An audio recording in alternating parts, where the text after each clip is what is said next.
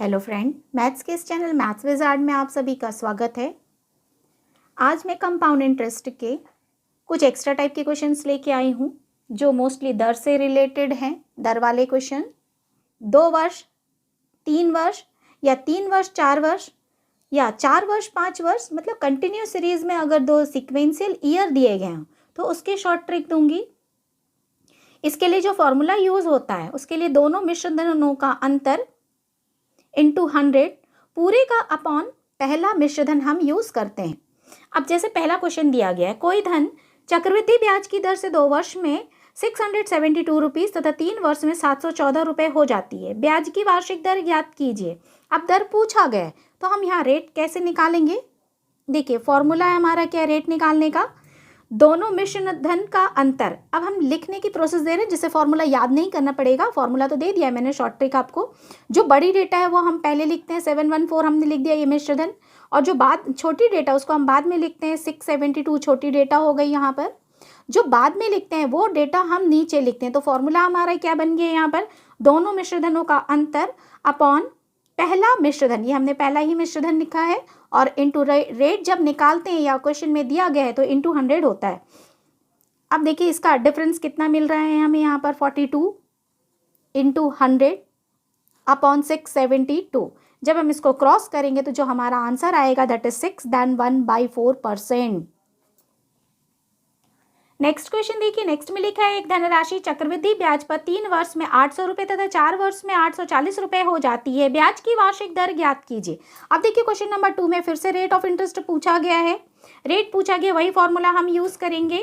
दोनों मिश्रधन का अंतर हमें मालूम है कि बड़ी डेटा हम पहले लिखते हैं 840, छोटी डेटा हम बाद में लिखते हैं। जो डेटा बाद में लिखा गया है वो हम नीचे लिखते हैं इंटू 100। अब 00 यहाँ कैंसिल हो गया। इट मीन्स जो डिफरेंस निकलेगा, डिफरेंस हम निकाल रहे हैं 840 में कितना आ गया, डिफरेंस आया हमारा 40 अपॉन 8, क्योंकि 100 कट गया है तो जब हम इसको डिवाइड करेंगे तो कितना मिल रहा है, 8 5 45%।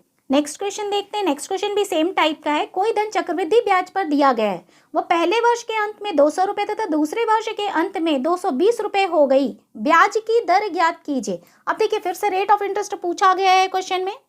रेट ऑफ इंटरेस्ट पूछा गया, हमने बताया कि जो बड़ी डेटा है वो हम पहले लिखेंगे, तो 220 लिखा, माइनस पहली वाली डेटा हमने बाद में लिखा, अपॉन 200 जो बाद में डेटा लिखते हैं वो हम लिखते हैं इंटू 100।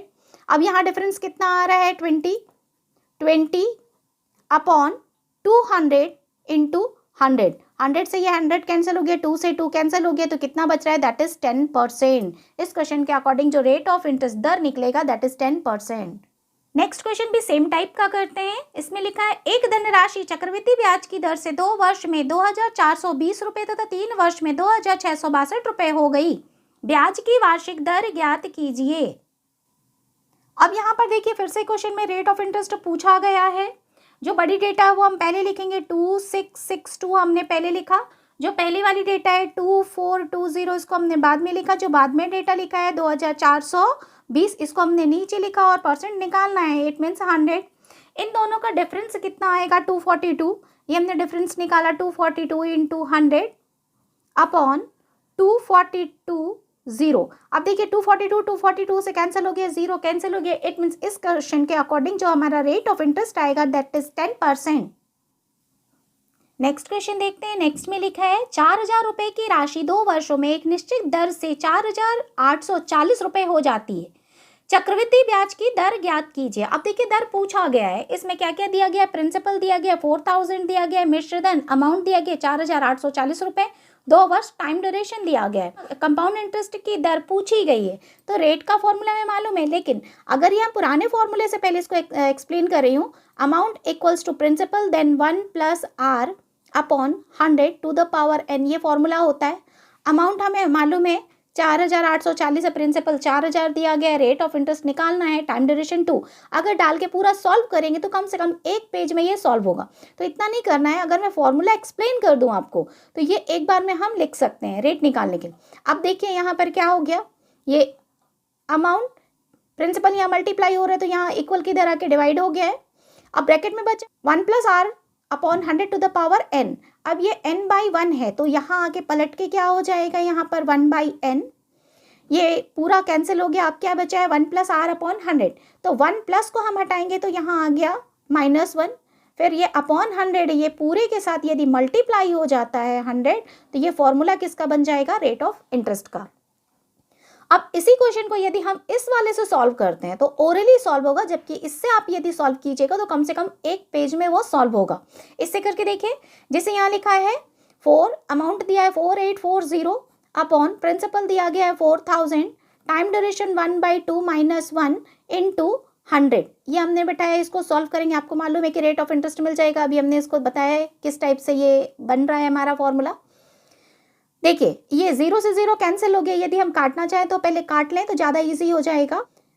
4 से कैंसिल करेंगे, 4 1 जा 4 2 जा 8, 4 1 जा, और 4 से कैंसिल करेंगे ये 100, 121 अपॉन 100, 1/2 का मतलब होता है ये किसी न किसी का स्क्वायर है। 121 किसका स्क्वायर है, 11 का, और 100 किसका स्क्वायर है, 10। मतलब यदि इसको सॉल्व करते हैं तो कितना आता है 11/10, 11/10 माइनस 1 इंटू 100। ये यहाँ मल्टीप्लाई होके ये माइनस हो जाएगा तो कितना आ जाएगा 1/10। इट मीन्स जो नेक्स्ट लाइन निकलेगी वो क्या निकलेगी 1/10, क्योंकि ये इधर मल्टीप्लाई होगा और ये फ्रैक्शन में हमने कराया है। यदि फ्रैक्शन की आपने वीडियो नहीं देखी है तो मैं इसमें लिंक डाल दूंगी, उसको आप इससे कवर कर लीजिएगा पहले। तो ये मल्टीप्लाई होके माइनस हुआ तो 1/10 इंटू 100, 0 से 0 कैंसिल हो गया तो रेट कितना निकल रहा हमारा 10%। आप लॉन्ग प्रोसेस से भी करके देख लीजिएगा, इससे ये इतना ही आएगा। नेक्स्ट क्वेश्चन देखते हैं। नेक्स्ट में लिखा है कोई धन एक निश्चित दर पर चक्रवृद्धि ब्याज की दर से 2 वर्ष में 9,680 रुपये तथा 3 वर्ष में 10,648 रुपये हो जाती है। ब्याज की वार्षिक दर क्या है, फिर से दर पूछा गया है, लेकिन यहाँ पर देखिए 2 अमाउंट दिया गया है, 2 टाइम दिया गया है। तो फॉर्मूला हमारा एज इट इज ही है जिस स्ट्रक्चर में अभी हमने बनाया था, R = अब वहाँ पर अमाउंट अपॉन प्रिंसिपल लिखा था, बड़ी डेटा बटे छोटी डेटा लिखा था। अब हम यहाँ लिखेंगे अमाउंट 2 अपॉन अमाउंट 1। अब टाइम 2 दिया गया है तो हम कैसे लिखेंगे 1 अपॉन T2 माइनस T1, पूरे का -1। अब -1 क्यों हो रहा है आपको क्लियर है, और इंटू 100 भी क्यों हो रहा है आपको क्लियर होगा।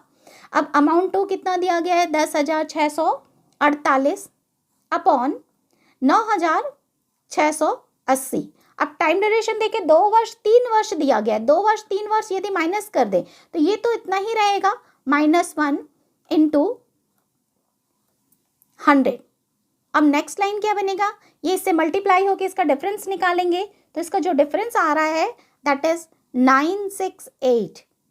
ये इधर मल्टीप्लाई किया और इससे माइनस कर दिया 9680, तो डिफरेंस आ गया 968। नीचे लिखा है 9680 इंटू 100, ये वाला क्योंकि 1 हमने सॉल्व कर लिया है तो 968 से कैंसिल हो गया, 0 से 0 कैंसिल हो गया, तो जो हमारा आंसर आएगा दैट इज 10%।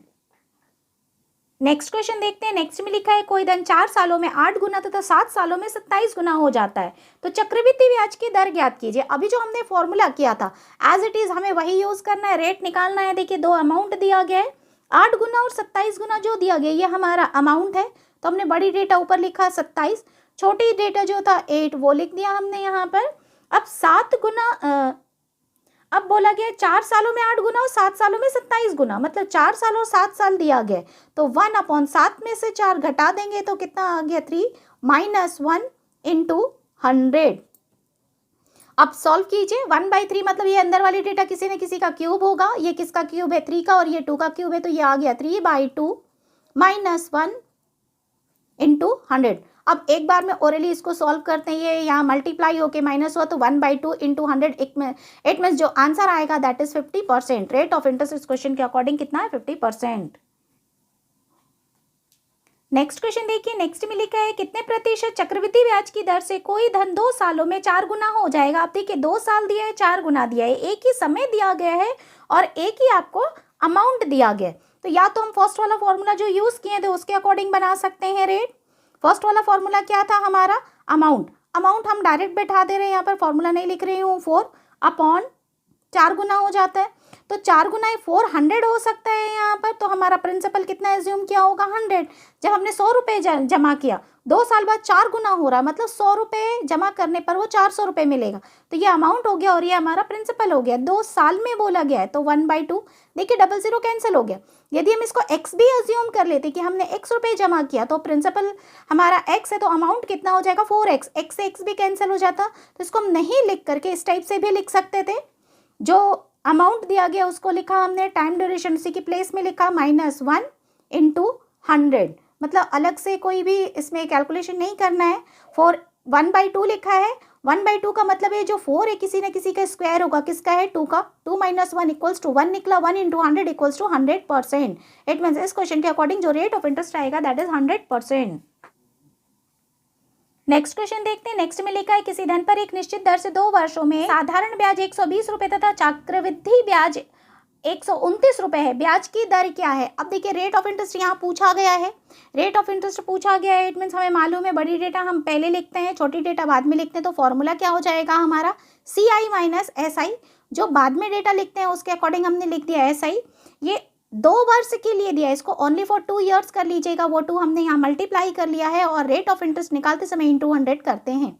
तो हमारा नेक्स्ट इसका इक्वेशन क्या बन जाएगा? CI का अंतर कितना दिख रहा है हमें 120 और 129 का डिफरेंस यदि हम निकालेंगे दैट इज 9 × 100 और साधारण ब्याज कितना दिया गया दैट इज 120। 0 से 0 कैंसिल हो गया।